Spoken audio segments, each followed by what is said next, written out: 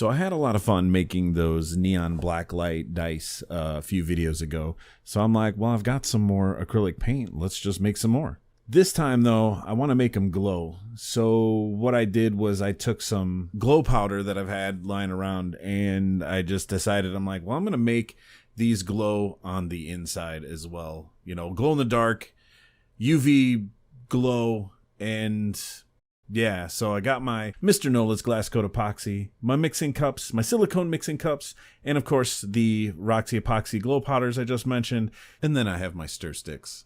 And then my acrylic paint, and we're going to get started here. I'm going to be mixing 40 milliliters of resin today so I can make a recipe puck as well. We'll mix it up for 5 minutes, and we're going to mix in our acrylic paint. I'll start with 1, and then I decide to go with 2 drops of the pink and then 1 drop of the purple. We'll mix that up, and then we'll put the Glow Mica powder I mixed up, which is purple and pink of the Roxy Epoxy Glow Mica. And this is what it looks like before I pour. We'll get my mold ready, and then we'll pour each one of the inserts. I got this at 4x this time. 4x speed, really fast. Zoom, zoom, zoom, zoom, zoom, zoom. Yeah. And then we're going to get the lighter to pop any surface bubbles. You could also use a spray of alcohol. So then we're going to cap this, we're going to shimmy it on, we're going to get it in our little wooden thing, we're going to get it in that pot, which I know this one looks different than JB, but this was my first pot where I put a bunch of random stickers on there, as you can see. And then we're going to put it in there for 24 hours at 37, and then we're going to see what we got. So we're pulling these out, and it already looks really good. I can see I was really excited pulling these, as that color just looks really good. And then see this is where the puck is. So I'll put what I put in it in there. So I put 2 of the pink, 1 of the purple. So in the back of it, I put the recipe for the glow powder I used, that I put just glow powder on the front. So it's time to really get these out of here. I was just super stoked about this, just the color that these turned out. They got the glow effect that I was looking for in the pink. And I just remove all the flashing, get all the inserts out of the mold as carefully as possible.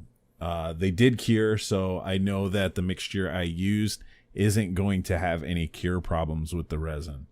Now take a look at these. This pink is just amazing. It looks really good. And my webcam didn't pick up any of the other glows, so I took some pictures. This is what it looks like under Blacklight. And this is what it looks like as a glow in the dark. So then we're going to get these ready for the shells. Looks fancy. We'll mix up 20 milliliters for the shells, which is 10 of A and 10 of B, just so that I have enough with a little bit of extra for anything, really, in case there's not enough. It really only takes so much to do the shells, but I like to make sure I have enough just in case something happens, whatever. But I get them about halfway, and then what we'll do is we will push each one of them in until we can't do it with just the stir stick, and I have to push them in by hand. Once those are all done, I will take my lighter and get all the surface bubbles going.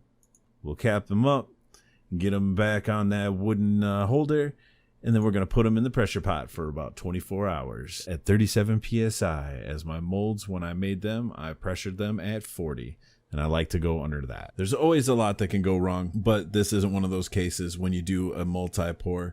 I was just excited to get these done, as they had been looking so good up until this point, and they just ended up looking much better. I was super surprised with how these turned out. They have the glow, they have the sheen, they have the shine. Just look.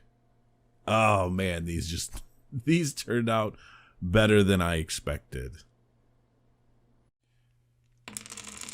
They even sound good too. But now it's time for Zona papers. We're going to do, on the cap faces and surrounding, we're going to do the pink, the blue, and the white. And we're going to just get those on. Probably, I usually do about 20 rotations at a time, just with light pressure, just to make sure that I can get everything where I need to with these before I get them ready to ink. Oh, I just need to hear them one more time. Oh yeah. And I am going to be Dremel polishing these using Chemical Guys V34 and some cotton Dremel polishing wheels.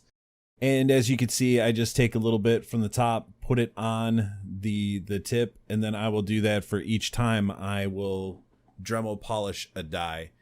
So I'll put some on, and then I will just turn it up a little bit, and then I will just hit each face until it looks shiny. I'll clean it off, and then this is the result. I pull up the D8, really shiny. Then the D12, really shiny. The D10, hey, really shiny. The percentile, oh, shiny. And then the D6. Yep, shiny. And then here's the ink. So what I did was I mixed up some Anita's acrylic paint, what I've shown before, in the matte white, and then the FolkArt neon Blacklight blue color that I used in a previous dice. I mixed those up to ink these dice so that when I hit it with the UV or the Blacklight, it would also glow. I had to do 2 coats, as you could see here that the blue started to fade a little bit, so I did hit it with another coat, but these just look, I don't know, these, I feel these are my best ones yet. Just that color. And then once I'm done inking them and it dries, I will take some 91% on a paper towel, and then I will clean all the faces. And there you have it. These have been my neon Blacklight glowy glow dice with glow ink. Actually, I don't know what to call them. I'll think of a name. But thanks for watching. I am Hers with HC Customs, and stay tuned for the glow and the Blacklight. Oh yeah, that's the UV, and then I'll shut the UV off, and then you'll see them glow. Oh, so fancy. That's nice. It's like a purpley, bluish purple glow. Oh yeah, so nice.